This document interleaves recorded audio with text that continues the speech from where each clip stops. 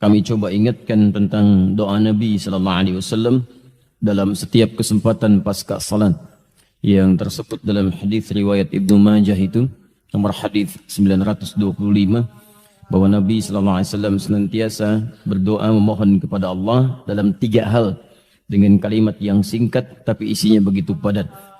Allahumma inni as'aluka ilman nafi'ah wa rizqan thayyiban wa amalan mutaqabbala. Ya Allah, hamba memohon kepadamu agar engkau menganugerahkan ilmu yang bermanfaat, rizki yang halal dan baik, kemudian penerimaan amal, amalan yang diterima.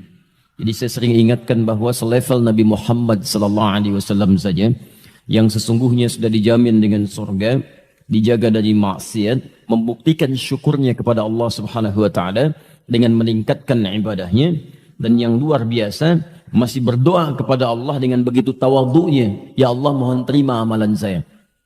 Karena itu seringkali kita bertanya, siapa kita yang bukan seorang nabi, juga bukan seorang rasul, belum ada jaminan bagi kita yang kuat untuk masuk surga, dan kita bukan orang yang maksum dari maksiat, bukan terjaga dari maksiat. Maka kita harus lebih serius dibandingkan dengan orang-orang terdahulu dalam mendekat kepada Allah Subhanahu wa taala. Ini waktunya begitu singkat, persaingannya sekarang sangat ketat. Singkatnya, jangan terlampau banyak mainnya. Ya, jangan terlampau banyak mainnya. Jangan terlampau banyak mengerjakan hal yang sia-sia. Sudah saatnya kita membuat kurikulum kehidupan yang teratur.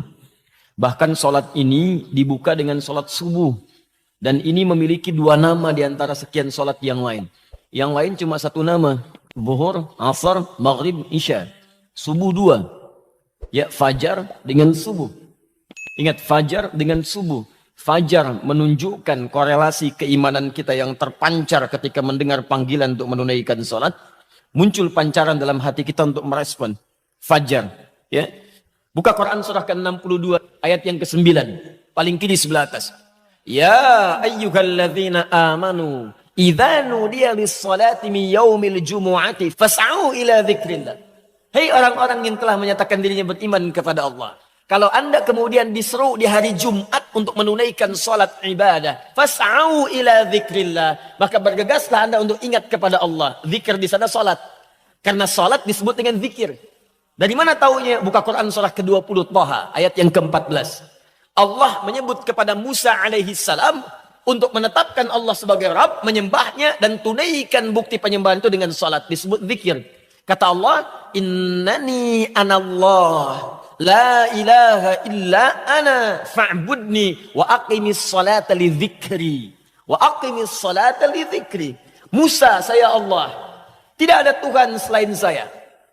Ya fa'budni. Jadi kalau anda sudah mengatakan Allah Tuhan saya, maka anda pun berkomitmen untuk menyembahnya. Oh, hati-hati nih. Orang yang mengatakan asyhadu an la ilaha illallah tidak cukup dengan mengatakan saya muslim, percaya dengan Allah. Anda dituntut membuktikan kepercayaan dan keyakinan itu dengan pembuktian penyembahan kepada Allah. Makanya ketika Allah mengatakan kepada Musa, saya Tuhan, kamu harus yakin saya Allah. Tapi tidak cukup meyakini saya sebagai Allah. Fa'budni, buktikan keyakinanmu dengan menyembah saya. Bagaimana caranya? Wa aqimis shalah. Pertama, ibadah yang paling pokok, tunaikan salat.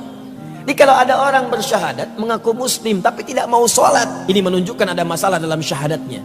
Karena nama Allah tidak sekedar menunjuk pada aspek ketuhanannya, tapi juga ubudiyah, pembuktian penyembahan kepada Allah Subhanahu wa taala. Wa aqimis salata lidzikri. Tunaikan salat sebagai zikir kepada saya.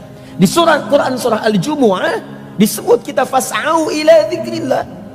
Kalau sudah tiba hari Jumat, cepat-cepat siapkan diri untuk menunaikan sholat Jumat sebagai zikir kita kepada Allah. Kalimatnya menggunakan fas'au.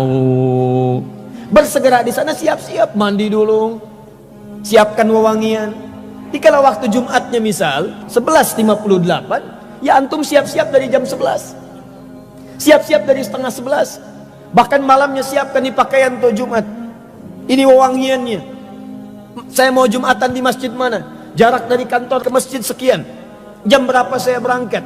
Tiba untuk mengejar saf yang pertama. Keberkahannya banyak. Ada rizki, ada terkabulnya doa, ada macam-macam, ada ketenangan, ada pengabulan segala hal yang dimintakan, ada semuanya.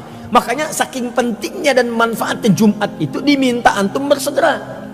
Bukankah kalau ada pengumuman mengatakan kepada Anda, di Masjid Al-Azhar besok ini akan ada pembagian bonus. Bonus untuk setiap yang datang ngambil saf pertama, masing-masing mendapatkan 10 juta.